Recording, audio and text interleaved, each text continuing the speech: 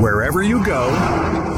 Good evening and welcome to Next on the Tee with Chris Mascaro, where PGA and LPGA players, legends, and top instructors go to share their insights and playing lessons. Join Chris every Tuesday night at 8 p.m. Eastern Time as he talks with the greats of the game. Tonight's show is sponsored by the French Lick Resort, Ben Hogan Golf, the PGA Tour Superstore, the Salt Creek Golf Retreat, TaylorMade Golf, the Bobby Jones Apparel Company, and Super Speed Golf.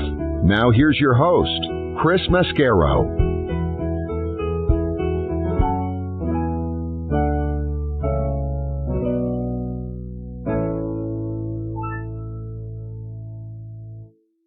Good evening, folks, and thank you for joining me again tonight here on Next on the Tee. What an exciting show we have on tap for you tonight. I'm your host, Chris Mascaro, and we are jam-packed with great instructors from all over the country. I've got one from the north, I got one from the south, I got one headed out to the Midwest, and then I'll also be joined by one of our sponsors who I am crediting for getting Ricky Fowler over the top and finally into the winner's circle at the Waste Management Open, an event he finished in the top 5 several times, but never could get over the hump and get a win until he started doing business and becoming a spokesperson for one of our partners. So we'll talk about that. First up with me tonight, I'm going to get a visit from PGA professional Keith Jarvis.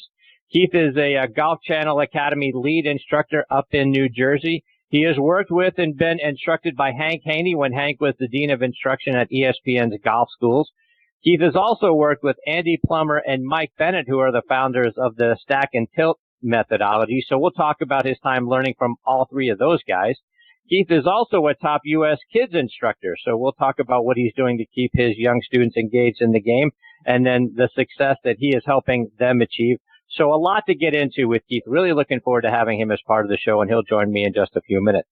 Following him, I'm going to get a return visit from 2010 South Florida PGA Teacher of the Year, Chris Czaja. You guys know Chris has become a wonderful friend of the show, and he's doing great things down there in the South Florida section of the PGA. I'll get some stroke savers from him. We'll talk about the importance of a pre-shot routine.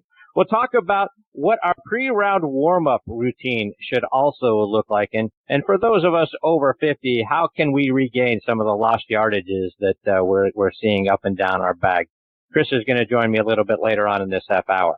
About 45 minutes from now, Golf Tips Magazine Top 25 instructor Tom Patri is going to be back with me, and Tom is going to become a regular part of the show. You remember us talking about that when he joined me a couple of weeks ago. He'll join me every couple of weeks throughout the month and throughout the year, share more of his insights and playing lessons along the way. Tom has a big announcement regarding a new club that he is going to be making his summer home base, so we'll talk about that. Also get his thoughts on Phil Mickelson's win yesterday at Pebble Beach. We also heard today that Tiger has named 3 assistant captains for this year's U.S. President's Cup team, one of them being Fred Couples, who Tom worked with for several years. So we'll talk about that as well. Looking forward to having TP back with me a little bit later on in this hour. Then we'll wrap up tonight's show with a return visit from 2 Under VP of Sales and Marketing, Jack Curry. You guys know 2 Under is our latest sponsor. Really excited about having them as part of the show. It came out of my desire to have them because I believe so much in their products. They make the best, most comfortable underwear and T-shirts that you're going to put on. Their underwear is so soft and so comfortable. It absolutely makes a difference in your day. Our good friend Mitch Lawrence turned me on to them because they're sponsoring his show, and I went online and bought some of the product just to support Mitch. But I put it on and I thought, these guys are fantastic. They are really onto something here. I got to have them as part of this show as well, and they have come on as our newest sponsor. And last month at the PGA Merchandise Show, they announced a new partnership with Ricky Fowler. And I'm just saying, Ricky couldn't get over the hump at the Waste Management, right, for several years. A lot of top fives mentioned that a moment ago. He signs on and puts on 2 Under. Boom, he wins.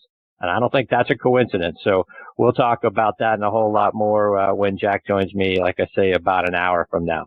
So a lot more great stories and information coming your way tonight on this edition of Next on the Tee. Thank you so much for tuning in and taking the journey with me tonight.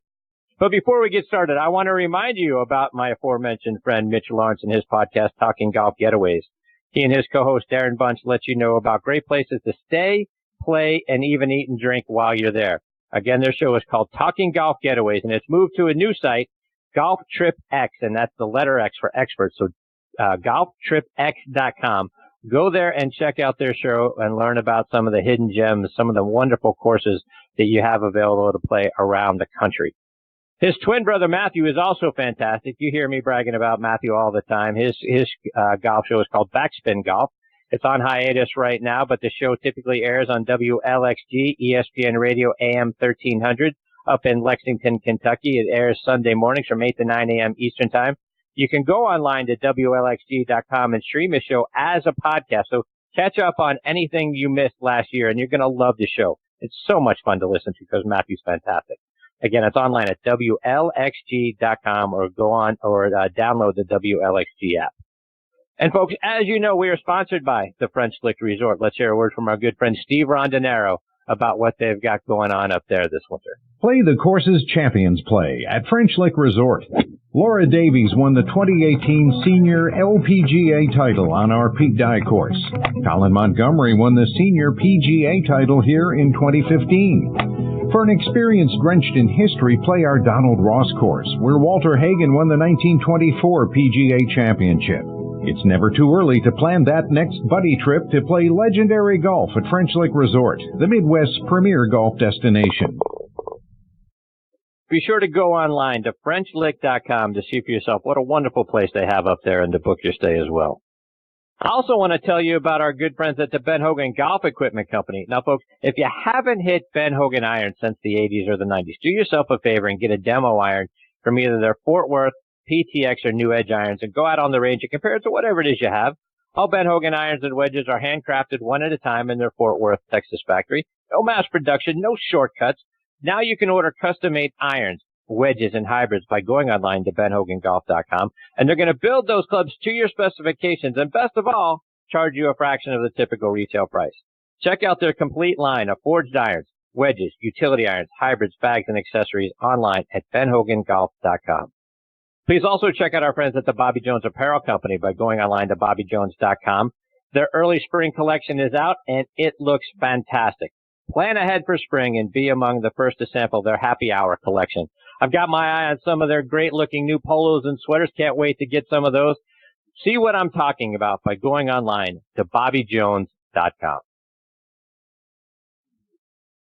All right, now joining me here on the French Lick Resort guest line is PGA professional Keith Jarvis. Keith has been a teaching professional and a playing career that spans 30 years now, and he's taught here in the U.S., plus over in Japan and Mexico. He was the lead instructor for ESPN's golf schools back in 2006 when Hank Haney was the dean of instruction there. He's taken lessons from Hank and attended his Teach the Teacher sessions. He hosted a golf school here in Atlanta with Andy Plummer and Mike Bennett, who are the founders of the Stack and Tilt Swing methodology. He was a head golf pro and director of instruction at the Heritage Golf Club in Atlanta. He is now a Golf Channel Academy lead instructor up in New Jersey and also is a certified U.S. kids coach. And I'm very excited to have Keith with me as part of the show tonight. Hey, Keith, thanks for joining me. Hey, thanks for having me, Chris. Keith, I always like to start when a guest joins me for the first time, kind of going all the way back to the beginning regarding the game of golf for you. When did you start playing golf, and who was the first person to put a club in your hands? So I started playing golf when I was 12, and it was my stepbrother and stepsister that took me for the very first time. I was always more into like skateboarding and surfing and stuff like that, and they took me out, and that was it. I knew I wanted to play, and I wanted to get better. So when you got out on golf, that's interesting. You know, a lot of times I hear it's a parent or a teacher or something like that. Stepbrother and stepsister. So were they already deeply entrenched in the game, or was it just something you say, hey, let's go see what this golf thing is all about? I don't think they were really entrenched to it. It was just one of those things where you got out to the par 3 and, you know, played a few holes, and I'd never been before. So, it was great. So from there, you started to fall in love with the game. Did you go take lessons at that point? How did you start to really get ingrained in the sport? Well, I didn't start out with lessons very much at the beginning. It was more just digging it out of the dirt, so to speak. My great-grandfather brought me a set of clubs for my birthday. They were Northwesterns in a carry bag with a pull cart. I'll never forget it. From there, when did you decide, you know what, golf is going to be your passion? You're going to go down the path of being a PGA professional and really wanting to get ingrained and ultimately become a great teacher of the game? I think it really started in high school because one of the high schools I went to was right across the street from a golf course. And so I used to go over there and hit balls, a bunch. And I'm trying to remember the name of the guy, that helped me. When you're in high school, you think everybody's old. Now I'm 54. But it was an older guy, and I believe he was like this long drive champion in that area. And now his name's coming to me. It was Tony Dominic. And, he was the very first pro that ever, he used to see me down at the end of the range just hitting balls. He'd walk down there and he'd give me a few pointers here and there. And, by the time I was, at the end of my high school years, I was already starting to break par. So I kind of knew there was something there, but, I wasn't quite sure what I was going to do from there. So who saw it in you? Was it him, or is there somebody else that really started to say to you, you know what, Keith, you should really do this for a living? He used to always encourage me a lot because he could see that I had a swing, but, I've had a lot of people encourage me throughout the years. Mostly friends that I played with, and, sometimes a friend would get better than you and you'd find out what he was doing and you'd try to do that too to be able to compete. And, I don't know. I can't think of anybody specifically that said, you're going to do it. I think it was the first time I ever broke par. That's when I kind of knew that maybe I could do it. When did you do it? When was the first time you broke par? I would think I was still in high school. It was at Mountain Meadows Golf Course in California, and I shot a 71. Wow. And that's when I knew I could probably shoot some pretty good scores. And Keith, like I mentioned in your intro, you have spent some time with Hank Haney. Talk about what it was like, under his tutelage and, getting to work with and then ultimately get some pointers as well from Hank. Yeah, I took a lot of lessons from the time I was in high school with one of his assistants, Tim Kuzik, out at PGA West, and a bunch of lessons from Hank afterwards in Dallas. And they were probably the best instructors I ever had at the time. Probably the only world class instruction I ever had. It was really great to have an opportunity to join the ESPN Golf School because Hank was the dean of instruction, and you just learned so much from a guy like that. A lot of people can disagree with the swing philosophy or whatever, but, if there's one thing that I learned from Hank, he used to have these little quotes, and one of them was, people never care how much you know until they know how much you care. And I've never forgotten that. So, Keith, when you're first, starting to spend some time, whether it was with Tim Kuzik, who you mentioned, or being around Hank, what did they have to say about your swing? Did they like your swing? Did they change everything? Did they just make a tweak here or there? What was it like when they evaluated your swing? It seemed like it wasn't too much of a change, but, it's always harder when you're trying to do something different, even if it's just a little bit. You always walked away feeling like you got better. And that's what I really loved about those guys.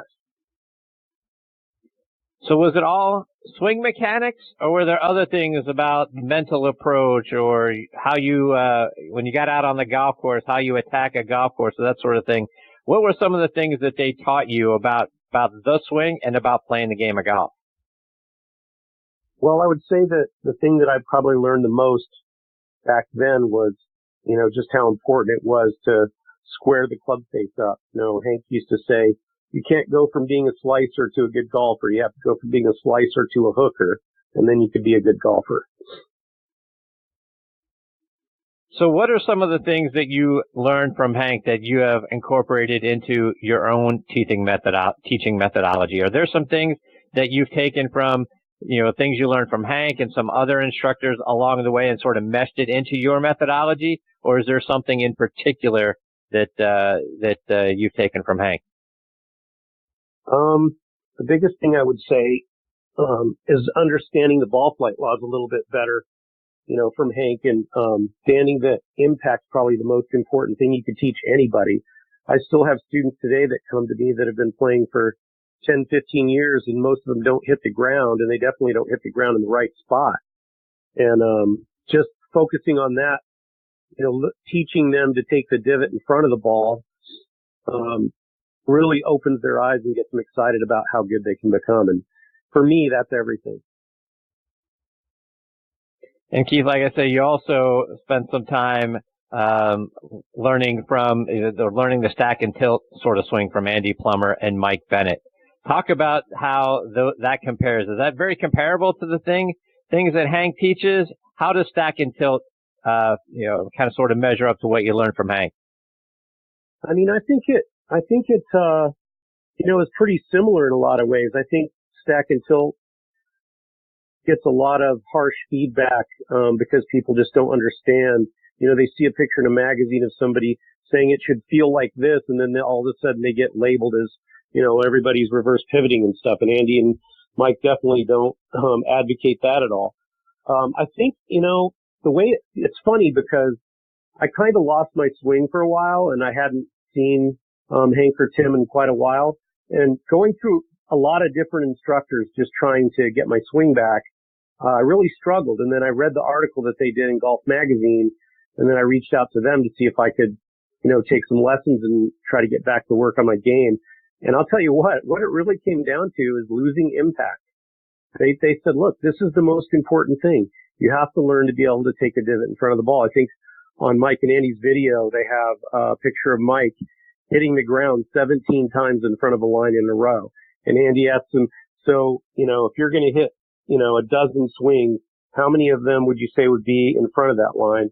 And he said all of them. And he said, how many would be behind the line? He said none. And I think if you can teach players how easy it is to actually learn to do that, it's a little frustrating at the beginning, but it's an eye opener. I mean, it's changed my game. It's changed the way I teach, and it's been amazing. Funny because I get so many people that come and say, well, I'm trying to teach them to hit the ground the right spot. And they say, well, what about my grip? What about my plane? What about this? I'm like, when we look at the best players in the world, nobody holds it the same. Nobody stands the same. Nobody has the same alignment. Some guys are closed. Some guys are a little open. Some are square. So if you're looking at the things that we always thought were the fundamentals, that nobody gets better in 30 years as far as their handicaps are concerned, what really makes the difference? It's got to be ball striking, in my mind. So, I say, look, with the grip, do we need to adjust your grip? I don't know. Hank used to say never adjust grips in golf schools. You might only have one day to work with that person. And if you adjust their grip right out of the box, they're dead for the whole day. So you just gotta, work with what you have and, try to adjust the ball flight. And if the ball flight is a result of the grip they have, then maybe you might try to tweak it a little bit. But I always try to take what they have and teach them to hit the ground in the right spot before I do any kind of tweaking with their grip or their stance or whatever. You just hear so many stories out there. I don't know if this is true, but I heard that Harvey Penick used to get his pros lined up and say, okay, there's your target. And they'd just start hitting balls till they got to the target. And then he'd set a club down on their heels so they could see what their alignment had to be for them to hit the target. We're all different. We have to figure it out. And Keith, for our listeners who've heard of stack and tilt but may not be exactly sure what it is, talk about what that swing methodology is. Well, what I would say is it's learning to hit the ground in the right spot so you can compress the ball, learning to hit it far enough to play the course in a reasonable amount of strokes, and then learning to control the curve. You can't be hitting big curve balls out there getting you in trouble. In a nutshell, that's kind of what it comes down to me in simplest form. And Keith, I want to get a couple of playing lessons from you because being up in New Jersey, I imagine not a lot of golf is being played right now.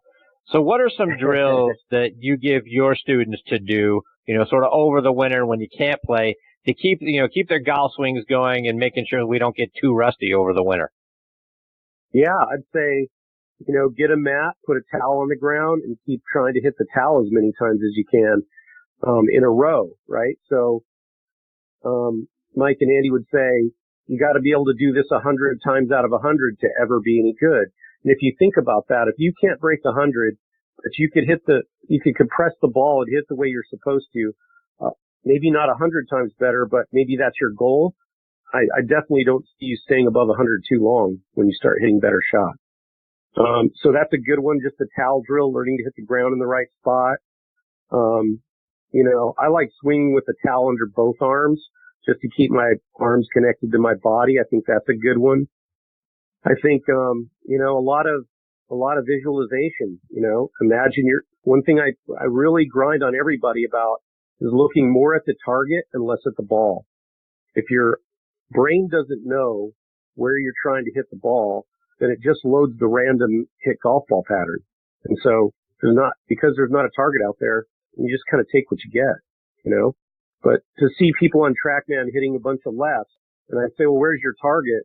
And they just slow down the middle. And then what I'll do is I'll film them, right? From the time I'll make them stand behind the ball and I'll just film them.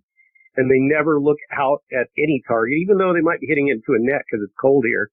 There's still no target and they don't know why they're hitting it left. So they have to understand what makes the ball go left, initially and, how to get that face to point in another direction, stop hitting it left. And target's the fastest way that I've found to be able to do that. So to that end, Keith, you talk about how you can't hit big curveballs. For those of us that are struggling with that, for those of us struggling with the big slice, whether it's a banana slice or the push slice, what is something that we can focus on and take to the range that's going to help us straighten that ball flight out? So the first thing I would say is if you're a slicer, I would be willing to bet my life that your path is probably a little to the left. I hate saying outside in because everybody says things different, but I'd just say your path is a little to the left. So what I'd want to know is where is your ball starting? Is it starting left in slicing? Is it starting straight in slicing? Or is it starting out to the right and slicing more? Right? So in general, if you didn't want to take the time to learn to draw, the very first thing I would say to you is just try to start closing the face more so you hit it down the left side more so that the path and the face, there was a smaller differentiator between the numbers so that it wouldn't curve as much. I mean, when I start getting people to hit the ball solid, then the next thing I look at is what is their path? What's their natural path? If their path to the left, I just turn them into cutters. If their path to the right, I turn them into drawers. Look, if you don't have the time to invest to change your left path to a right path so you can draw the ball, I can make you a heck of a lot better faster if you just stay with your natural swing and turn you into a cutter. You're going to be hitting it so solid, it's going to go just as far, if not further, than you've ever hit it in a while anyway. Keith, one more before we let you go. And as I mentioned, you're a top U.S. kids coach. What are you doing with your kids as a coach to keep them enjoying the game and coming back and wanting to continue to play and get better? How do you keep them engaged? Number one, I limit my lesson time with them to half hours. So that kind of helps a little bit. But you've got to play a lot of games with them, and then you got to be aware. Some days they walk in, you can tell they don't feel good, they don't want to really engage, and so I'll do a beat the pro or something, or we'll have a big putting game, and I'll say, okay, you can make up any hole you want in our facility, and we're going to see who gets the lowest score. So you make the first hole, you make the second hole, I'll make the third hole, and we'll see who wins. So I just try to do stuff like that, just keep it going, keep it exciting. Different things like, the girls from Vision 54 do. I have their little card game. I play that card game with them all the time. Every time I play the card game with kids, they say, as soon as they come in, they say, can we play the card game today? I mean, they love it. It's just great. And it's different things like you pick a trajectory, you pick a club, you pick your, play box, which could be you flip it over and say, imagine your swing path as a glittering wheel spinning around, right? So that's your play box thing to get in there without thinking about mechanics.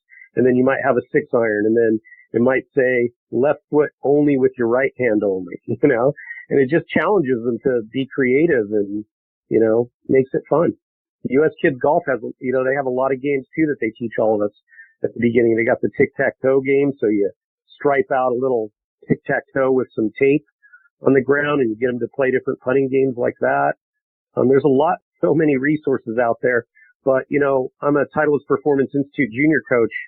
And, the number one thing that I learned from them is that the number one thing kids want to do when they do a sport is they want it to be fun. If it's not fun for them, they won't stay engaged. Well, Keith, let our listeners know, how can they stay up to date with all the great things you're doing and follow you, whether it's online or it's on social media?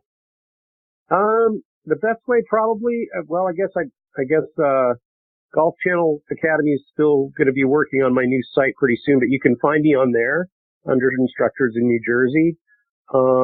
My Twitter is Keith Jarvis Golf, and my Instagram is Keith Jarvis Golf. So those are always the best ways Keith, to engage. It certainly has been fun having you as part of the show. I hope you'll come back and do it again sometime because you got a lot of great lessons and you're doing a lot of great things. We'd certainly love to have you continue to be a part of the show. I'd love to, and thank you so much for the opportunity. I really appreciate it. Take care, Keith. All the best to you and your family. Look forward to catching up again soon. All right, Chris. Same to you. Thanks. Take care, Keith. That is Keith Jarvis, and a lot of great stuff up there in New Jersey. If you happen to be up in the New Jersey area, go check him out. Find him online with the Golf Channel, like you go on Golf Academy, and you're going to find a lot of good things from Keith, and follow him on Twitter as well. Really look forward to having him back on the show. A lot of fun having him here tonight. All right, before I get to my next guest, Chris Czaja, I want to remind you about our friends over at Super Speed Golf. Now used by over half of the tour players around the world, Super Speed Golf is the fastest and most effective way to increase your swing speed. 3 8-minute training sessions per week are all you need to see a 5% gain in that swing speed. And they've got sets for golfers of all ages, and also 1 year of included video instruction as well. Super Speed Golf offers a complete solution that's going to help you start bombing it off the tee. Visit them online at superspeedgolf.com to pick up your set today. And folks, well, TaylorMade has done it again. The all-new TaylorMade M5 and M6 drivers have arrived, and what a story. They both feature speed-injected twist face, created through a revolutionary manufacturing process where every single head, yes, every single head is injected and calibrated to the threshold of the legal limit. Basically, every head is made tour spicy, speed for all, and now it's available. You can check it out online by going to TaylorMadeGolf.com. That's again, TaylorMadeGolf.com. All right, now back with me here on the French Lick Resort guest line is my good friend Chris Czaja. Let me remind you about Chris's background. He's from Greenwich, Connecticut, played his college golf at East Carolina University, and earned his degree in marketing. He's been a PGA golf instructor for the last 26 years at Boca West Country Club in Boca Raton, Florida. He has been named the 2010 PGA Teacher of the Year for the South Florida section and named the Southeast Florida PGA Teacher of the Year as well. Chris has coached players on the PGA Tour, the Web.com Tour, the Canadian Tour, and the LPGA Tour as well. Additionally, many of his juniors are now playing college golf. He has been a swing fix instructor and contributor doing videos, analysis, and writing articles for the Golf Channel, and I'm very honored he is back with me again tonight here on Next on the Tee. Hey, Chris, thanks for coming back on the show. Hey, good evening, Chris. Thank you for the invite again. It's great to be on your show. So it's been a minute, my friend, since we've got to spend some time with you. Catch us up. What's been going on with you over the last several months?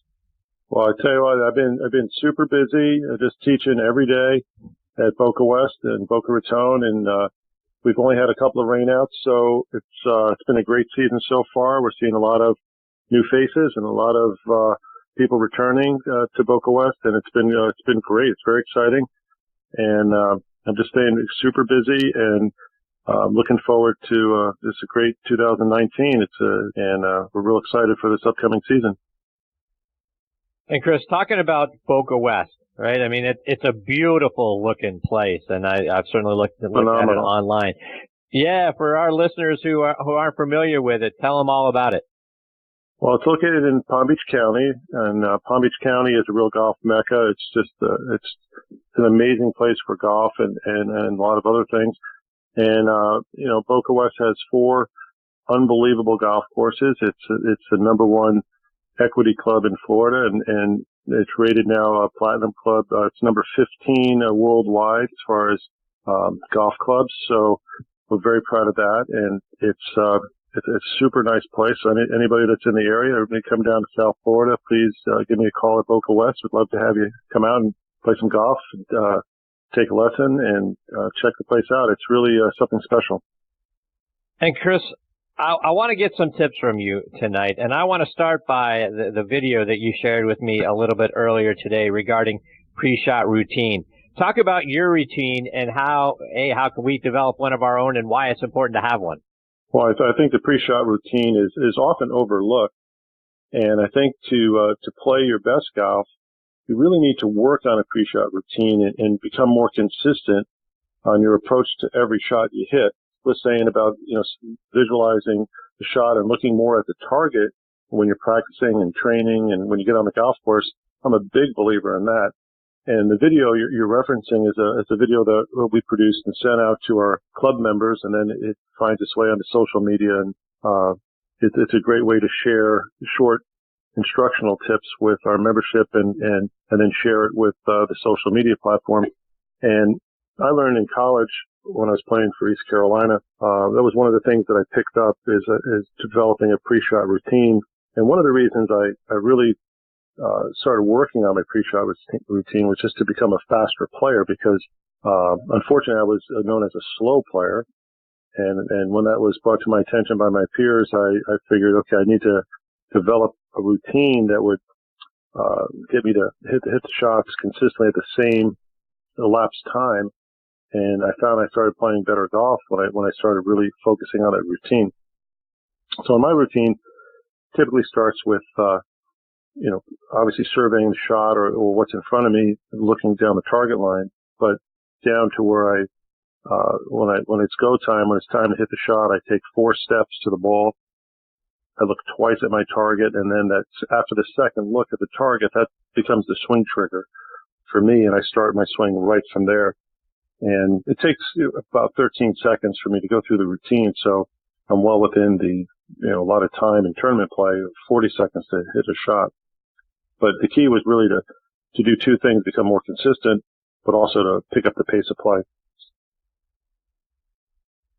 Chris, I want to talk about some other stroke savers that we can do. What is something that most of us amateurs don't do, and we're throwing away strokes because we're not doing it? What are some of those stroke savers that you've noticed amongst your students over the years that you think, boy, we got to get this word out a little bit more. We need our amateurs doing more of this and less of that.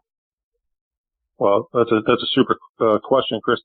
The number one thing, without a doubt, is to control the pace of your putts.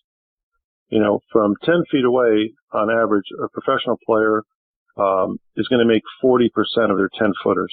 From there, when we move outside of that range, if we're only making 40% from 10 feet, let's say we're 20 or 30 feet away, then the percentages go way down. So an amateur golfer, over time, can learn how to putt more like a pro, but number one, they have to learn how to control the pace. So when they're outside of a 10-foot range, let's just say, they need to just be trying to get down in 2 and just work on speed control. To control your speed as a golfer when you putt, one of the first things you have to learn is how to hit the ball on the sweet spot consistently on your putter.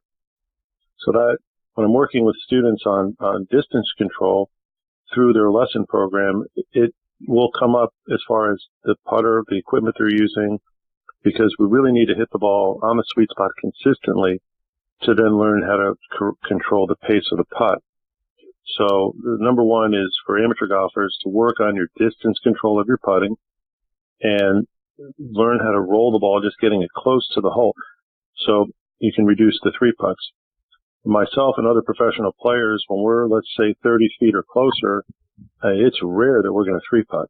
When I look at amateur golfers from the same distance, they're 3-putting all the time from 20, 30 feet. So right away, that's a score builder that we can easily correct with the proper training. And Chris, to that point, is there a drill or something that you do to help you make sure you're hitting it on the sweet spot of the putter every time? Well, a couple of things I do. Number one, it's very simple. I take either I take a range ball with a stripe on it, or I take one of the Pro V's out of my bag and I put a line on it, or put a line where the logo is. And when I hit the putt exactly on the sweet spot and hit the ball squarely, the ball will roll on the seam of the ball, of the stripe. So if you imagine a range ball, if you put it on the ground so the stripe is pointing right down the target line and the putt's relatively flat, when you stroke the putt, let's say you start at 6 feet or 8 feet, when you hit it squarely, the ball will roll like a wheel, like a tire, right on that seam, and then you know you're hitting it square. If you hit it off center, or the face angles off a little bit, the ball, you'll immediately see that there's a little side rotation on the ball. So that's one good drill. Another one that I like to do is I actually videotape my putting stroke with the camera very low, so I can actually see and do a slow-mo and watch how my putter is hitting the ball. And that gives me a real good visualization and also very good feedback as to whether or not I'm hitting the sweet spot or not. And Chris, if someone like me came to you and said, hey, I want to break 80. I'm dedicated to breaking 80. How would you help me break 80? Well, the first thing I would do, once you brought that to my attention and watched you on the range, is I would introduce the playing lesson to you. I would take you out on the golf course and actually watch how you play on the golf course, or I'd either play with you or just watch how you play the course and just see what I notice. And I'm a big believer in the on-course instruction. I just finished an article for PGA Magazine that'll be coming out in March. I hope everybody can check that out. And I talk about that as far as how I work with golfers and introduce the playing lesson as part of the lesson program. When golfers have that as a goal, or in your case, if that's your goal to break that barrier, I have to see what you're doing on the golf course to help you identify the areas that need the most work. And to that end, Chris, and that's something that we have started talking about a little bit more on the show, there is a very big difference between practicing your swing on the practice range and then actually playing the game of golf. So when you're out watching your students play, on the course, what are the things that you're looking for? Are you looking for, how I'm attacking the golf course, if I'm able to hit the ball on the right side of the fairways and give myself the correct angles? How are you assessing whether I'm actually, good at playing the game? Well, I like to have golfers, when going to golf course, limit their shots to one ball. I'd like to see them hit one ball tee to green and not get in the habit of just immediately reloading another ball. I want to see how they handle different situations and see just firsthand what their game is really like. And when I get an opportunity to play with my students over a period of time, that's very, very helpful. Or for the tournament players that I coach, watching them actually in tournament play and making notes from what I observe while they're that's very helpful as well. But again, at Boca West, we have 4 just super, super golf courses in perfect shape, and the greens are rolling at 11, 12 on a daily basis, and everything is just beautiful. I'd love to take students on the golf course and watch and just see how they're doing and really get them comfortable with the on-course instruction, and that's very, very helpful. And Chris, you talked about a pre-shot routine a moment ago, but before you start your round of golf, is there a warm-up routine that you go through? How should we be getting prepared for our rounds of golf? Well, I saw a video recently about Tiger Woods' pre-shot, or his pre-round ritual, and they went over how many shots he hit with what clubs and how many putts he took and so on and so on. And I believe it was 147 total swings that he made in his pre-shot, his pre-round warm-up. And of those shots, 80% were from 100 yards or closer. So he was hitting a lot of putts, a lot of chips, a lot of pitches, less than full shots. And that was his, consistent routine that he would do before tournament play. So when you think of the best player that's played the game and that's how they warm up, that's a good model right there. And I learned early in my career as a collegiate player and as a professional player, I would observe what some of the other players were doing. When I was, let's say at a tournament, if I saw somebody who, I thought really knew what was going on and I'd watch how they would warm up, I often noticed that other professional players were starting off with, a lot of short swings. So I incorporated that into my pre-round ritual where I would, go to the range first, but when I hit the driving range after doing some stretching, I would start off and just chip and pitch the ball from the practice tee. I wouldn't take full swings. Now that I'm a little bit older, I sometimes start off and take fuller swings at, less than full speed just to stretch out a little more, but golfers can really benefit from just getting the feel of the short shots, maybe even starting off and do some putting for a few minutes before they do the chipping and pitching. But it's very, very important just to get the feel in your hands, just the feel of the club and work it from there. And don't just hit, full shots with drivers in your warm up. But, to see Tiger's routine where he hit, the overwhelming majority of his shots were less than full swings and certainly a lot of putts and chips. That really kind of is an eye opener for most players. You mentioned, stretching out a moment ago. Are there some stretches that you do before you do any of that to kind of loosen up your muscles? Well, I do stretch. I like to stretch out my forearms and wrists and shoulders first. So I make sure I take some time to stretch out those areas. And then I'm a big believer in hamstring stretching for good posture and hip flexor stretches. So I kind of hit those areas, the hamstrings, the hip flexors, and the wrists. And I had a shoulder injury a few years ago, so I'm always aware of that just to make sure, I warm up the upper body as well. Chris, a couple more before we let you go. And you mentioned the short game. And that's an area that a lot of us amateurs lose strokes around the green. So I want to talk about chipping for a moment. Talk about ball position, setup. How should we be positioning our bodies and our setups so that we are hitting good, crisp chip shots and we're getting the ball as close to the hole as possible? Well, one of the things I like to teach golfers is to try to keep the ball as low to the ground as you possibly can for the short game shot. So if I'm looking at a situation around the green and I think I can keep the ball really low, I'm either going to putt it or I'm going to take, a 7-8 iron and just keep the ball flight low so I don't have to manipulate the club quite so much. Now, if someone gave me, if I took out my lob wedge and someone said, hit the lob wedge as low as you hit a 7 iron, well, I could do that, but that requires moving the ball back in the stance, creating a lot of shaft lean, and kind of manipulating the club itself to send the ball at a lower trajectory. Now, to keep it simple, if I took a less lofted club, a 5 iron, a 6 iron, a 7 iron, and did a simple one lever type chipping action, I can keep the ball very low to the ground without having to really manipulate the club quite so much. So, one of the ideas I always try to stress to students is you try to take not only the simplest shot, but you try to keep the ball as low to the ground as you can to control the distance and the direction. Take the air out of the shot. Don't throw it up in the air unless you have to. So that's a very good tip for the amateurs out there listening in, or the professional players that, sometimes just grab a sand wedge and try to put some loft on the shot. Well, just remind yourself to take the lower shot and keep it as simple as you can, and you'll get the ball much closer to the pin. Now let's talk a little bit about the rule changes. What are your thoughts on some of these rule changes we're seeing? Yeah, that's been a hot topic, and I tell you, there are a couple of things. One, I'm always entertained by guys with the new drop rule coming from the knee on how they're contorting their bodies to get the drop from knee height. I still don't understand why we needed to go away from dropping it at shoulder height down to the knee height.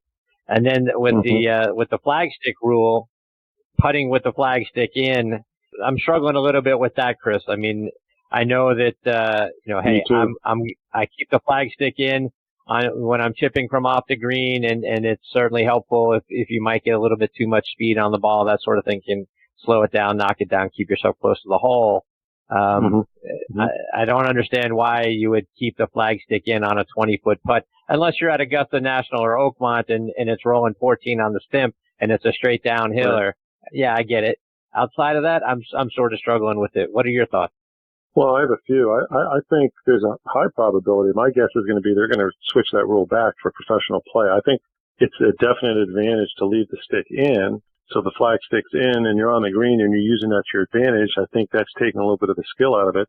So I'd like to see, if I were in charge, I'd go back to the way we had it before and not allow players to leave the stick in, because it's such an advantage to have it in. Let's say for a pro golfer, when I hit a putt too hard, it's usually a long putt. So if I hit a 80-footer with too much pace and it wraps into the stick and deflects off 2 or 3 feet from the hole, well, in that case, that flag stick helped me because I'm going to 2-putt.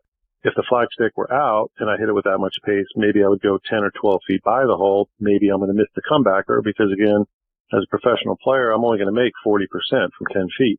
So right there, it's kind of the proof that the flag stick's an advantage. So my feeling is that in professional golf, we should be playing by different rules than the amateurs play, just the same as in other sports. In high school football might have different rules than the NFL. The NBA is playing by a different 3-point line than they do in high school. So why would professional golfers play by the same rules as amateur golfers? So I think there should be some talk to have the PGA Tour and the PGA look at the rules for the professionals and make them different than what the amateurs are playing. No, I just think at the club level, if it's an advantage, to anchor your putter, let the club player do that. If it's an advantage for the flag stick to be in and it speeds up play for the amateur player, let them do that. But for professionals, I don't think it's going to take long for them to switch that rule back. And as far as some of the other ones, as far as the dropping and touching the sand and things like that, again, I think there should be some talk about having the rules a little different for professional play than amateur play. It's interesting. You're one of the first people to come on and talk about the desire for bifurcation. I think there's a lot of room for bifurcation, whether it's the rules, whether it's the equipment. You mentioned, the different 3-point lines, in high school, college, and at the NBA level. We know that they use different bats. They use different bats in Little League and high school and college ball than they do at the major league level. So the idea that the PGA Tour could not do bifurcation for equipment is clearly all based on the manufacturers and not because it's unprecedented in sports. So yeah, I find that a very interesting topic to discuss. Yeah, I definitely think so. And when they, let's look at the Masters, for example. I'll be very surprised if they allow the pros to leave the flag stick in at Augusta. I don't think they're going to do it. I think there's going to be a local rule, and they're going to have to take the flag stick out. That's my feeling. But I think there should be some talk about that. If it's within the rules and I can leave the stick in, I'm leaving it in on every putt because I do think it's an advantage, and especially like what we've known when you're off the green, it's an advantage to leave it in. So when you're on the green, it definitely is an advantage. And I find it's a little easier to aim at the stick anyway than when there's no stick there. But I would encourage the amateurs, as long as it's within the rules, to leave the stick in because it can help for sure.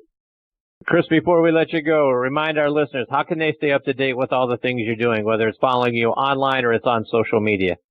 Well, I'm on LinkedIn. They can find me, on the PGA sites, and to stay current with, what I'm up to, just, look me up online, give me a call at Boca West. I'm there year round. That's probably the best way to contact me. Just, go on, contact me at Boca West or through my website, ChristianCzaja.com. They can contact me directly there, or I can be reached at 833-PGA-GOLF.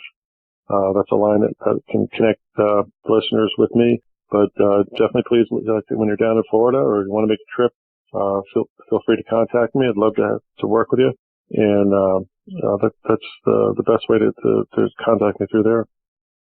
Well, Chris, thank you so much for coming back and being a part of the show again tonight. Always good to spend some time with you. Look forward to the next time that you'll come back. I hope that's real soon. Anytime. It's my pleasure, and all the best this year to you. And your show is great. I enjoy listening to it. And again, thank you. It's been an honor to be on your show. Thank you, Chris. I appreciate you, Chris. Take care. All the best to you and your family, my friend. Thank you. Bye-bye. That's the great Christian Czaja. So Chris Czaja, Czaja is Czaja. Go look him up online. You can also find him on social media. Always a good time talking to Chris. A lot of great playing lessons there. And looking forward to having him back on the show again real soon. All right, I've got my next guest, Tom Patri, hanging on the line. Going to get to Tom on the other side of this message because this segment of the show is brought to you by our friends at the PGA Tour Superstore. This segment of the show is brought to you by the PGA Tour Superstore. See why golfers everywhere are proud to call PGA Tour Superstore their golf pro shop. Visit them online at PGATourSuperstore.com. Now back to Chris and more of the show. And now back with me on the French Lick Resort guest line is one of the top instructors anywhere on the planet and a guy who's become a really wonderful friend of the show. He's going to be joining me a couple of times a month going forward this year, which is very exciting. And that is Mr. Tom Patri. Tom was a Division II national champion and an All-American at Florida Southern, been named Teacher of the Year just about everywhere he has been. Golf Magazine has named him a top 100 teacher every year since 2000. Golf Tips magazine has named Tom one of their top 25 instructors in America for the 2019-2020 season. Adding Tom and his instruction is the reason why I became a subscriber to Golf Tips magazine. Tom has worked with guys like Fred Couples and Seve Ballesteros, and I'm extremely honored he is back with me again tonight and going to be back with me on many nights here in 2019. Hey, TP, thanks for coming back on the show. Chris, how the heck are you, pal? Nice to hear from you, pal. Same here, my friend. How are you? You have some exciting news that you've thrown out there this week. Let us know what it is. Well, somebody has scooped me up and taken me out of the gutter, Chris. They're going to have me to a club up in Indiana this summer. I'm going to the Hawthorns Golf and Country Club in Fishers, Indiana, just a little bit, just a fraction north of Indianapolis. I've become a Midwesterner, Chris. I've been recruited to the Midwest. Yes, you have, and it's pretty exciting news. I'm not sure if the Midwest is ready for me or I'm ready for the Midwest, but I'm gonna give it a spin. Indeed, I'm sure they're not ready for Tom Patri, but it's great that you're going to be adding a little spice to the Midwest. Yeah, I'm excited. No, it's going to be great. I'm joining an old and dear friend of mine, Tommy Moore, who's the director of golf, the PGA director of golf at Hawthorns, and he's a wonderful guy. Just we've known each other for a long time, and we sat down at the PGA show, and Tommy told me he had the best steaks in the Midwest and the best barbecue in the Midwest, and that was good enough for me. And I'm excited to be with him. He's a wonderful golf professional. It's a real honor, truthfully, to be part of his staff. From everything I've heard about the club, it's just a fantastic place. It's supposed to be a wonderful part of the state. I will not, I'm going to get in a lot of trouble here. I will not root for the Colts. I will not root for the Pacers. So I'm going to get in trouble there. But I'm still, loyal to my Yankees and my Giants and painfully, and so painfully to my Knicks. But it's a great mecca for college basketball and college football. So I'm hoping to pull in an ND game in the fall and maybe an IU game, while I'm up there. So a lot of great things and just exciting to be part of a new venture there. So when can our friends up in the Indianapolis area start looking forward to having you be a part of Hawthorne Country Club? Well, that's a great question, because I'm actually I'm gonna land there to start on May 6th, May 7th, and May 6th is May 7th. I think May 7th is a Tuesday. So May 7th, I think I start teaching. And I do have the ability there on a case availability basis to teach non-members as well. So I'd like every person in the Midwest who's listening to sign up for a lesson in May, because I want to be busy right out of the box. Chicago's not far away, so you guys from Chicago can come south, and you guys in Louisville and Lexington can come north. So I can teach some non-members as well, so I'm excited about that. But May 7th will be the start date. I'm pretty sure it's a Tuesday. I am going up there I'm excited about this as well, because I'm going to go up there on on April 18th and do a presentation to the membership. Little meet and greet, so that should be fun too. So, Tom, when I think about your instruction and the great things that the folks in that area get to look forward to, talk about some of the things that when a member gets the opportunity to do that meet and greet, some of the things that you want to talk about, some things that you want them to know about you and to know about your instruction style. Well, that's a great question, Chris. This is year 39 for me coming up, and I just crossed the 60,000 lesson threshold. So wow, I've been doing. This is not my first rodeo. So the more I teach, Chris, the more especially with the club member, the recreational player who wants to get better. I mean, most people who come to my tee, one of the things that they hear from me is I'm two things. I'm a teacher and a coach. And they're very different skill sets. My teaching is my X's and O's. I'm a fundamentalist. I'm an old school guy. I believe in a great setup, great ball position, great way to put your hands on the club, great way to aim and align your body to the target. Do you do those things? Well, is your launching pad in order? and then we start the golf club in a reasonable manner. You know, do we get the club behind us and load it onto our right side? We stay behind the golf ball. What kind of motion do we make through the golf ball? Do we rotate? Do we slide? You know, is the club on plane? Is the club off plane? What's the face condition? Do we check all those fundamental things out in that first session together? Do we, you know, kind of put our house in order, if you will? And then after that, I take my teaching hat off and I become a coach.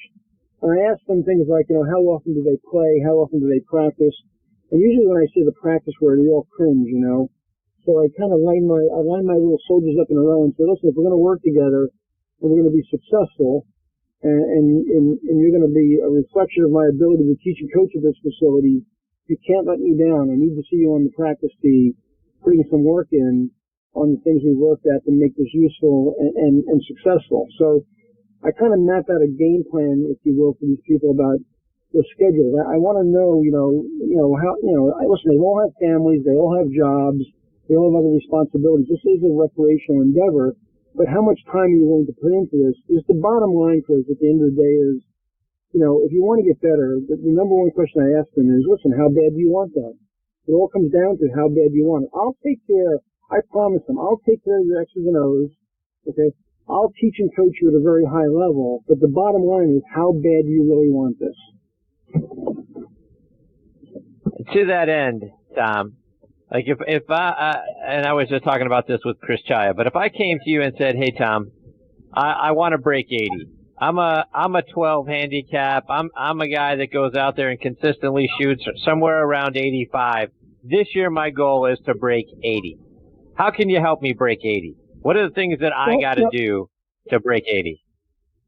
Well, Chris, I think if the guy's a reasonable athlete and he's got some discernible time that he can put into this thing, you're only asking me to knock 5 shots off your game, basically. So, yep. Let's work from the whole backwards. And I'm going to ask you a question, Chris.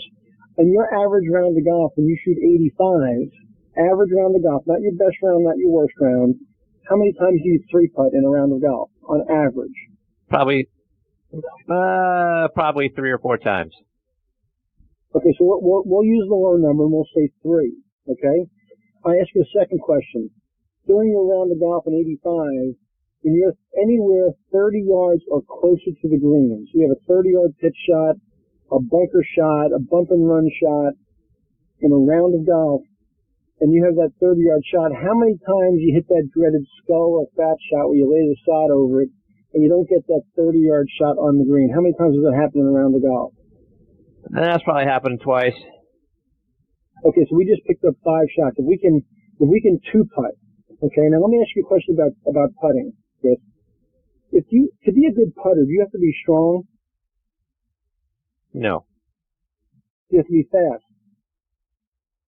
Able to leap tall buildings at a single bound. Would be helpful, but no. No. So if you don't have to be strong and you don't have to be fast, and you don't have to leap tall buildings at a single bound, and the putting stroke is far less complicated than the full swing. It's actually a very simplistic motion. What is the number one reason, Chris, why you don't putt as well? The number one reason why you don't putt as well as Tiger Woods? I would say it is pace. Wrong answer, Chris. Time. How many putts do you think you're behind on the practice green behind Tiger Woods? Oh, well, yeah. Significant. About 20 million or so? So, right. So if I can get you on the green, which leads to your answer, which is pace, if I can get you on the green 2 more hours a week, an hour more a week, see 100 more lag putts a week, okay? Is that going to change your ability to control the speed? I would think so. Okay? Absolutely. So we can probably change those 3 putts. If we can take those 3 putts off the card, okay? Number one, take those 3 putts off the card, and then from 10 feet in, we can do some skill drills, and we can pick up just 1 or 2 more hold 5-footers.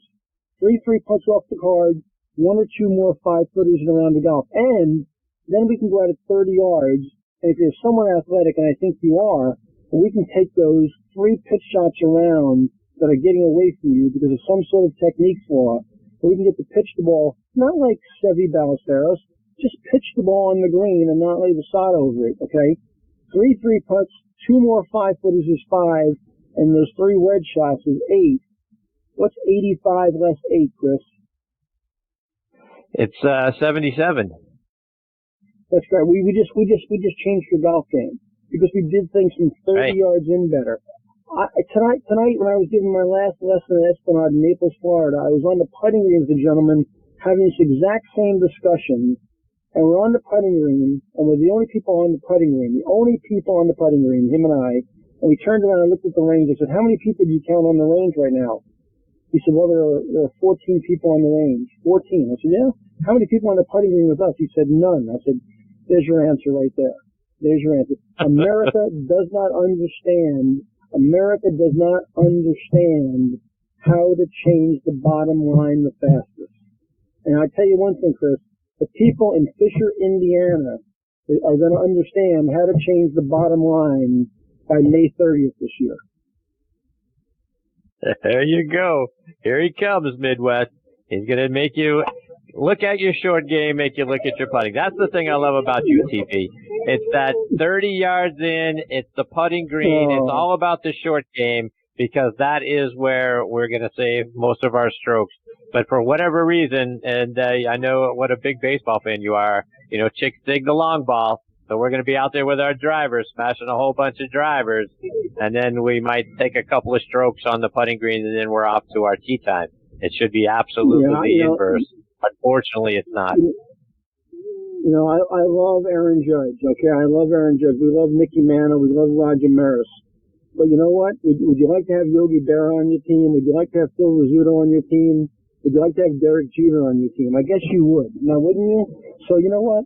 There's a lot of ways to skin the cat here, but the golf cat has to be understood and skinned with the short game, because the only box that matters is the box that says total above it, the one at the end of the card. It's just put the number in the last box. Tom, before I let you go, I got to get your thoughts on something, because earlier today we saw Tiger Woods named 3 assistant captains for this year's President's Cup team. Fred Couples, Zach Johnson, Steve Stricker. And I know you've worked with Freddie over the course of your career. Talk about having Freddie as an assistant U.S. President's Cup captain, and then maybe looking ahead to a potential Ryder Cup. Let me make one correction. I've never worked with Freddie as a coach. Freddie's a very good friend of mine, an old and dear college friend, but never coached him. Paul Mershon, who's now in Vegas, and Butch Harmon have done an incredible job with Freddie, so I can't get any credit there at all. He's just a good friend of mine. Naming those people as captains, as co-captains, what a great line. Can you imagine sitting in the room with the collective experience of Tiger Woods, Zach Johnson, okay, Fred Couples, and Steve Stricker? So let's look at that. The greatest player, arguably, Mr. Nicholas will probably be cringing right now, of all time, Tiger Woods.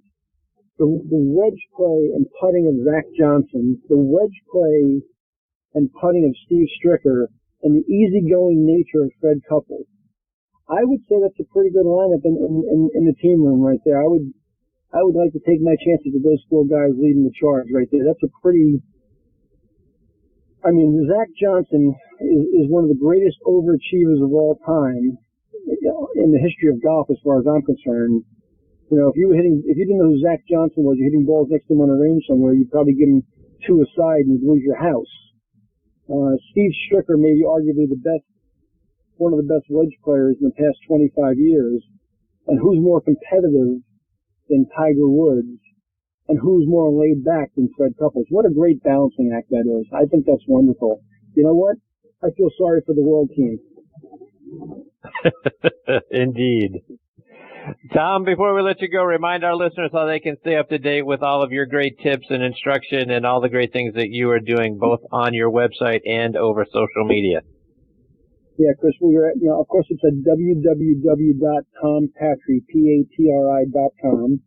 And then my cell is 239-404-7790.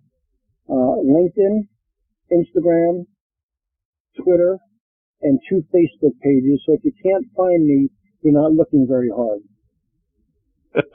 Indeed.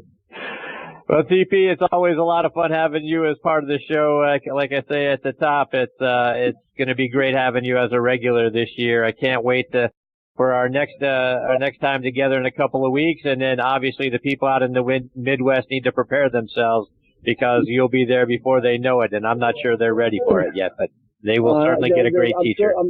Listen, we have so many great Midwestern people in Naples, Florida. Looking forward to getting to know more of them. It should be a wonderful experience. And Chris, I'm going to make you make a promise to me on the air. You can get from Atlanta to Indianapolis in not too much time, can you not? Yes, sir. So you're coming this summer. We're going to do a broadcast from Indianapolis, Indiana, you and I this summer.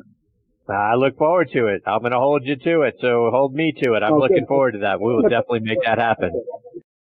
Hey, Chris, thank you so much for having me on. I'm looking forward to being on with you as a regular guest. It's so much fun to come on with you and all the things that you do and say and put forth for our troops overseas. It's so wonderful, and it's something that's near and dear to me.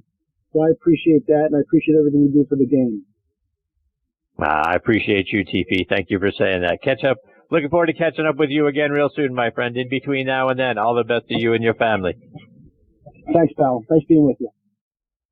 All right. Take care, Tom. That is the great Tom Patri, Patri. And like he says, if you can't find him, you're not looking very hard because he is all over social media. TomPatri.com. Wonderful website with a lot of instruction that Tom has put together. And then, like I say, you got to go out and subscribe to Golf Tips Magazine because Tom is one of their top 25 instructors. He's got a lot of great stuff in there, and he's controlling a lot of that content. And it's all fantastic stuff. That's why I clicked the subscribe button. As soon as Tom told me that they picked him up, yeah, I got to have that magazine. All right, I've got my next guest, Jack Curry, hanging on the line. And I want to let you guys know, as you're aware, over the last month, we've become great partners with our friends over at 2 Under, Jack being at the front of that.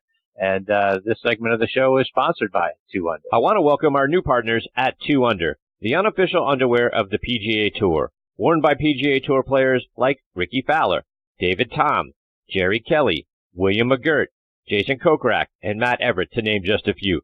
Your buddies are going to think you're a stud if they're even seeing you in your underwear, but that's another story. And your girlfriend and or wife is going to love the side effect, a visibly enhanced profile. The Joey Pouch technology provides the ultimate male asset management. It separates a man's most valuable assets from bodily contact to reduce unwanted skin-on-skin contact, providing less chafing, more control, and an altogether more luxurious feel. Start every round 2 Under by wearing the coolest performance briefs on the market, on T20. So next on T20 to save 20% off your order at 2under.com. And that's the number 2, UNDR.com. Yeah, folks, be sure to go online and check them out. That's the number 2, UNDR.com.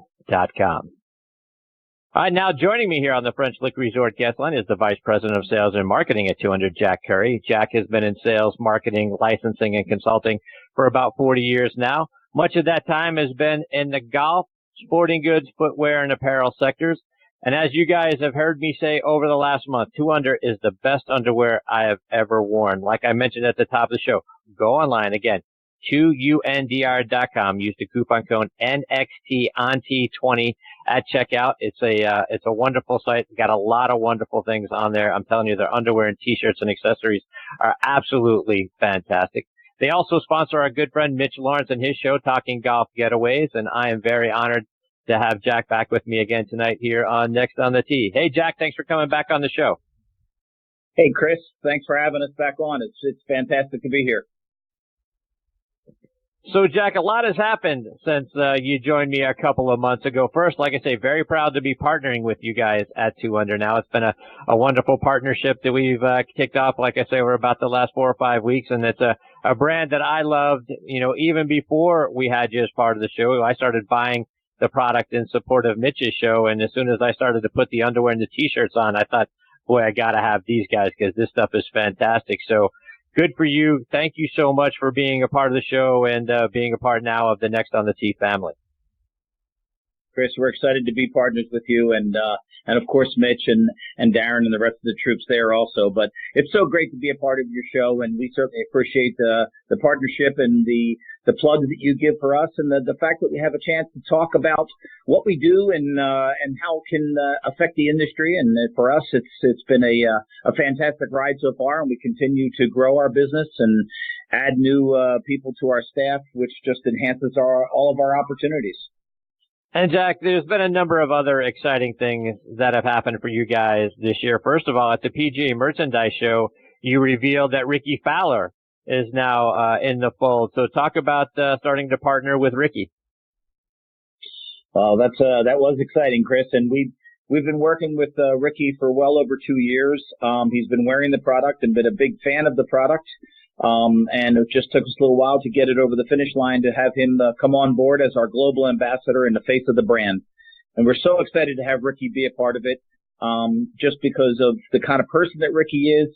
He's a very humble, well-mannered young man who just he gets what's going on out there in the industry. He's a great player, of course, and very fortunate to have his win right after we signed him. So I guess everything happens for a reason. It's true karma.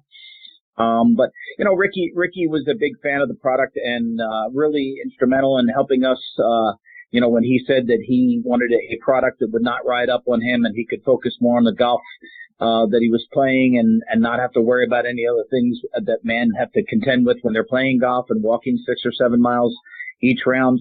And it was nice to have Ricky's input and also Ricky's endorsement of the product, because he truly transcends golf. I mean, he's the kind of young man who we wanted to be associated with because of his ability to draft with the kids and the women and the different genres, all the different types of guys, whether they be businessmen, whether it be a motocross rider and a BMX action sports person, and or a golfer and a businessman. So we're very blessed to have Ricky on board and very excited for what it's going to bring for us, all of us, in the future. And Jack, as you talk about Ricky winning just shortly after the announcement came at the PGA Merchandise Show in January, and he goes out to the Waste Management Open, a tournament that he had come very close to winning on several occasions, several top fives in there. This year he gets over the hump, and as I've said on social media, I said on this show, what was different? Well, he signed on with 2 under. And then he started playing the TaylorMade golf ball, 2 of our partners here on this show. Boom, he gets a big win. You want to talk about karma? You guys had to be going crazy that he won a month after signing on and becoming one of the faces of the brand. We were excited, and as a reminder, it's only his second tournament of the year. He played obviously the Torrey Pines Farmers Open, the Insurance Open, out there, and went straight over to the Waste Management, like you said, and has been very, very close numerous times. And boy, what a test of resiliency and perseverance and anything that he endured all through that little stretch there on Sunday from 11 through 13 or 14 there was amazing. That tells you the kind of player that he is and the kind of attitude and golf resolve that he has to be able to withstand all those pressures and still keep his cool and his calm and go out there and win that thing. And, it was very nice to see, and it was very exciting for us because we're excited for Ricky. We think there's a lot of new things that are on the horizon for us. This is our first year with Ricky of the long-term contract that we're working with him, and we see a lot of insight from Ricky on what's his inspiration, what does he want to see with 2 under product and the briefs that he's going to be a part of. And it's all very important to us because it helps us develop new products, and he's going to give us some great input. And we think with his line of influencers that he's involved with alone, he'll be getting a lot of input, who are all getting introduced to under, as you were, through Mitch. You realize that once you've tried it, you got to have more. It's not like a Lay's potato chip, but it's pretty darn close. We got to have a little bit more every time. That's right. That's right. And I tell you, Jack, I saw some pictures of Ricky at the Waste Management Open. It looked like, was he handing out boxes of underwear on the 16th hole? He was. So one of the things that they allow for the participants there, and is the PGA Tour players to give out some of the products from their endorsements that they have with the manufacturers. I guess it was very difficult to throw golf balls up there, so that's became a danger and liability. So we were fortunate enough to have Ricky handing out our briefs to a lot of people on Saturday, and we've got some great press from that and a lot of social media buzz, and it was very, very nice. And again, that's the kind of guy he is. He wanted to be able to do that, and we got some great shots of him doing it. And, of course, the contestants, we've had a lot of fun with the social media and with those people coming back to the website thanking us for the opportunity to be a part of us, 2 Under. And, Jack, looking back at the PGA Merchandise Show when all of that was first coming out, what was the buzz like around your space there, and how did it go overall at the show? Well, the show for us was fantastic. It was another fantastic show. To the media, we introduced Ricky on the 22nd of January, which was Tuesday, the demo day. And the actual show launched on the Wednesday, the 23rd. So the media all knew about it on the 22nd. And then we publicly announced through our contacts and our website on the 23rd about Ricky joining us as the global ambassador. And then on the show, throughout the entire show, there was a big buzz. And, of course, we had plenty of Ricky graphics, and we were giving away some special prizes to the club pros who came in and placed orders, which was a Ricky backpack orange and gray with 2 Under logo on it and some Ricky briefs in there that were part of their purchases that they made at the show as an incentive. And it was very nice for all of us to have that kind of buzz. It just created a more of a feeding frenzy, which we were already used to at the show because we've picked up numerous new accounts every year, and the word of mouth has spread, and we continue to get more people to come back to the show, both existing and new customers every year. We introduced, besides the briefs themselves, of course, all the new products there that you're familiar with now, and that is our new luxury T-shirts in both short sleeve, crew neck, and V-neck, and our long sleeve hoodie tee. Which was a really big surprise for us because weren't sure what demographic that was going to fall into. Originally, you might have thought that it would be more of a driven by a millennial, but I'll tell you what, there's a lot of golf pro shops that are going to be stocking our long sleeve hoodie, which just is a fantastic casual, leisurely kind of shirt that you want to wear, whether it's with the long johns or a pair of sweats when you're hanging out around the house or just casually, mall shopping. You don't have to be formally dressed. So they were all introduced there. We introduced our brand new loungewear collection, which was an overwhelming success as well. And just getting to meet all the new customers afforded us an opportunity to grow our business again at the show. We had a fantastic show, well over last year's expectations. And then on Monday, the 28th, was the formal announcement to Ricky's followers, which was fantastic. He did a tweet and an Instagram post for us and kept our 2 Under link on his website and with his Instagram and Twitter followers that all linked them to the 2 Under website, which is, of course, www.2UNDR.com. And we saw a huge spike in our visitors and the people who came in to the website and not only visited us, but also purchased. And Jack, for listeners who are hearing about the brand for the first time and they hear, it's underwear and that sort of thing, but you've got multiple collections of different styles of underwear for different purposes. Remind our listeners and let our new ones know. Talk about the different collections that you have and what they're meant for. Sure, I'd be glad to, Chris. The number one seller in our line is called the Swing Shift, and it comes. It's a blend of 95% modal, lensing modal, which is a beechwood fiber. It's a natural fiber, so it's very important for people who may be cotton-centric in their mind, that they think they have to have a natural fiber. Well, that's what this is, and it's a moisture-wicking fabric. It's extremely lightweight, silky, smooth finish. For a man, it feels like you're wearing nothing at all. It's matched up with 5% elastane to hold its shape, and the modal that we use is the highest quality, so it resists hard water deposits. It will not pill, it will not shrink, and it will not fade. These are all factors in a product that's elegantly priced out there. You want to make sure that you have the best quality available to the consumers. And that swing shift comes in 3, 6, and 9-inch leg lengths to accommodate all the men's needs, because 6-inch being a boxer brief length is the number one seller. But there are men out there who have a little extra arse or a little larger quad than the normal human being and the man, and they'll want something that goes above that quad or down over the quad so it doesn't ride up on them. And as a matter of fact, that's one of Ricky's biggest assets. He loves the 9-inch long leg, which comes down over the quad and doesn't allow that brief to ride up while he's walking our 6 or 7 miles each day. And then we added for the cotton-centric person who has to have cotton, we have a bamboo cotton blend called the Day Shift, which is a fantastic hand. It's a little heavier than the swing shift, but still very popular for everyday wear. The swing shift, of course, is your boardroom, bedroom, golf course, light workout kind of product.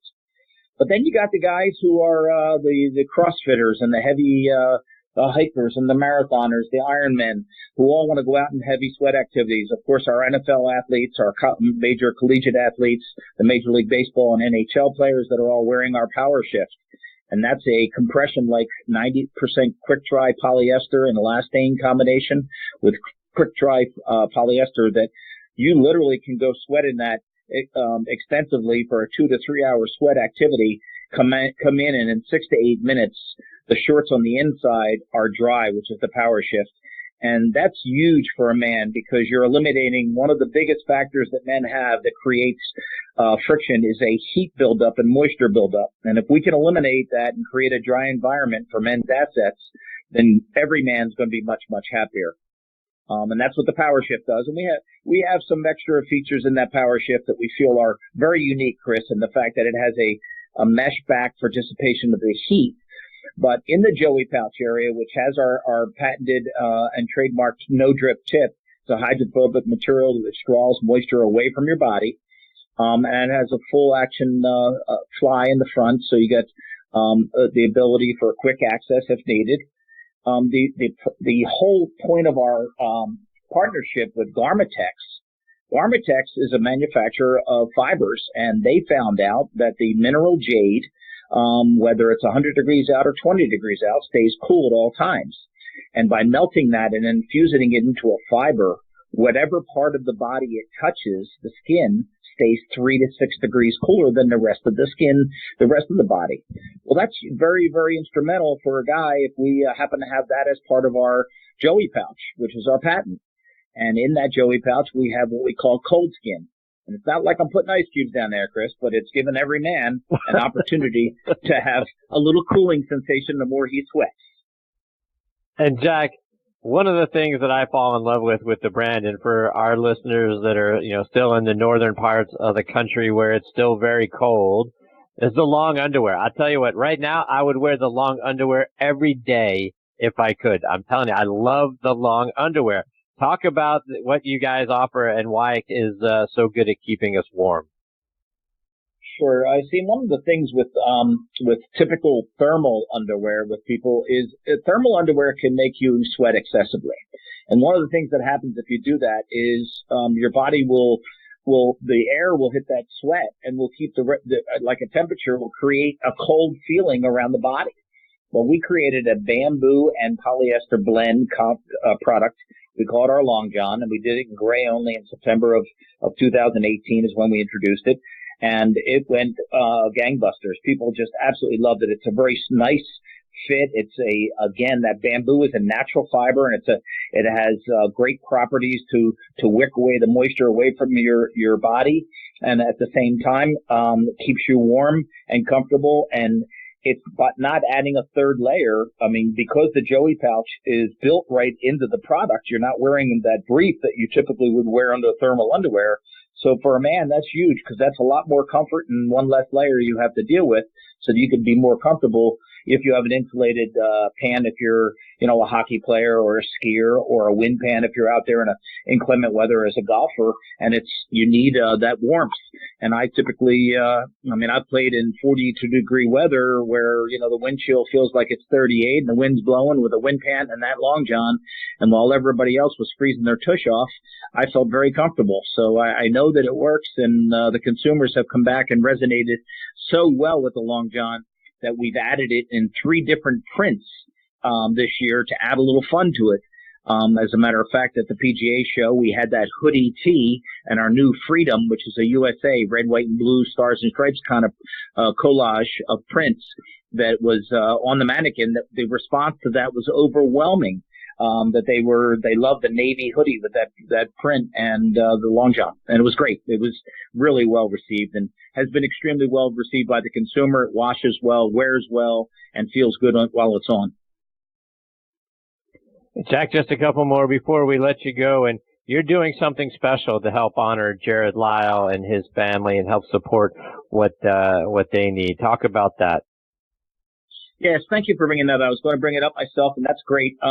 So our relationship with Brioni and Jared started in 2015.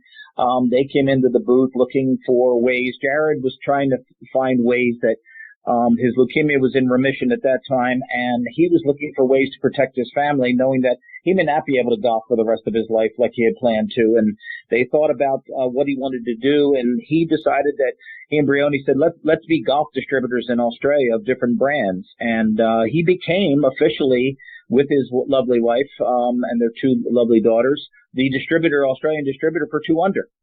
And all the way up until the day he got sick and real sick and was forced to go to the hospice. I mean, at that point, Brioni came to us and said, we're sorry, but I've got to relinquish this because I've got to spend time with my husband while he's still here, and, of course, for his 2 daughters. So what we've done is we created basically a donation of all of our green and gold, and happens to be the flag color of Australia, happens to be Jared's gold color, and along with the green that, of course, to us is always part of the Masters and golf, and just resonates very well in the golf community. And any sales from that product, 100% of the proceeds from the day we introduced it this past week until we sell out of the product is going to be donated to Brioni and those 2 wonderful young ladies. Wow, what a wonderful thing. Kudos to you guys, Jack, for doing that. That's an amazing thing. And Jack, We're one more. Proud to be a part of it. As we look ahead this week to Valentine's Day, is it too late to order something special for the wives, daughters, and anybody else out there that is interested in looking at what you guys have going on, which is all, like I say, fantastic? Can we still get it in time for Valentine's Day? Yeah, I think we can get it in time. I think there may be some expedited shipping to get it there, but yes, we have some pinks and we have red, and we have our new night shift, which is for those high expectation evenings. So for a romantic evening on Valentine's Day, the night shift fills that spot very well. That's great, Jack. Let our listeners know again about the website and how they can follow you guys on social media as well. Sure. Thanks very much, Chris. Obviously, our website is the number 2UNDR.com, and we are available on Twitter, Instagram, and Facebook.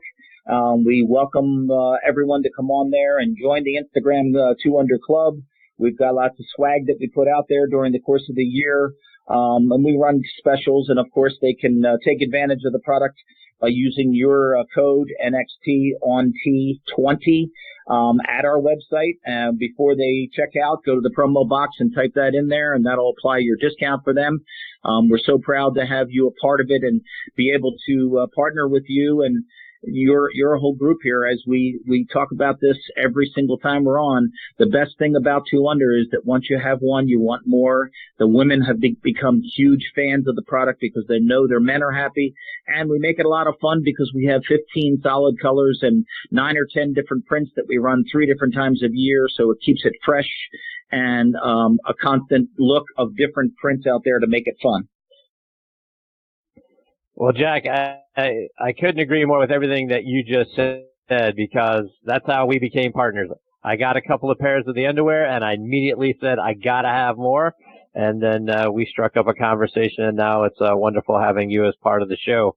But the product's fantastic. You're fantastic, and I can't thank you enough for your partnership and coming back and giving me a lot of your time tonight. You're the best, my friend. Thank you very much, Chris. Glad to be a partner with you, and look forward to more discussion down the road. Same here. Take care, Jack. All the best to you and your family. We'll catch up soon. You too, Chris. Take That is the great Jack Curry. And again, it's 2under, the number 2, UNDR.com, and put in coupon code NXT on T20. Save yourself 20% as well. And I don't know what more to say, folks. It is absolutely the best underwear, absolutely the best T-shirts. You put them on, you feel great all day long. And one of the things that Jack mentioned a moment ago is it almost does feel like you're wearing nothing at all. It is absolutely that comfortable. And I'm telling you, I was a huge fan of the product way before we ever had the privilege of having Jack and 2under as a sponsor on the show. That's how it all started. Got a couple of pair just in support of our good friend Mitch Lawrence. And then from there, I said, boy, I got to have more of this. And then he got me in touch with Jack, and we started conversations, and that's how they became a sponsor. But it was because I believe so heavily in the product and how great it is. And I promise you, those long underwear, folks, very comfortable, and I would absolutely right now be wearing those things every day. Got a couple of pair, and I'll be going back for a third, a fourth, and a fifth because they're that comfortable, they're that warm. And when it's cold outside and you want to get on the practice range right now, waiting for spring, nothing better to have on than that. Looking forward to having Jack as part of the show, and looking forward to having him back on again real soon. All right, folks, time for me to put a bow on this episode of Next on the Tee. I want to send out my sincere thanks to Keith Jarvis, Chris Czaja, Tom Patri, and, of course, Jack Curry as well for joining me tonight. Please go online and check us out, folks. Go to our Facebook page, Next on the Tee with Chris Mascaro. Share any feedback or comments you have there. Plus, if you have a question for one of our future guests or one of our previous guests, go on there and let me know. I'll be glad to get those questions answered for you. You can check out our guest schedule by going to our website, nextonthetee.net. Please also check out our sister show on the football side, Thursday Night Tailgate, with me and my co-host Bob Lazari and our announcer Joe LaGenusa. That show airs live every Thursday night from 8 to 10 p.m. Eastern Time. And that show, like this one, is available as a feature podcast over on our friends Podbean. So go to podbean.com or download the Podbean app, and you can take that show, this show with you everywhere you go. So whether you're working out, you're at the gym, on your commute, at the grocery store, wherever you are, you can listen to us there. You can also find us on other great sites like Spotify, iHeartRadio, Audio Boom, Amazon, Alexa, and on the Armed Forces Radio Network as well. On Thursday Night Tailgate, we are joined every week by 5 NFL legends who come on and share their stories from their playing days and their insights into what's going on around the league now. Plus, we highlight communities and our Spotlight on the Positive segment. You can find that show online at ThursdayNightTailgate.com. And again, this one, nextonthetee.net. Folks, thank you again for choosing to listen to the show tonight. We know you've got a lot of radio shows and podcasts you have the opportunity to listen to. We really appreciate the fact that you are making this show one of them. Until next week, hit 'em straight, my friends.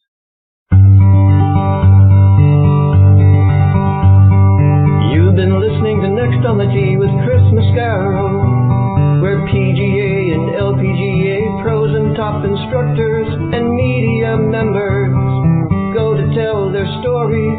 Join us the same time every Tuesday to hear more stories about the game we love from people who love sharing those stories with you. It's all about the great game of golf. It's all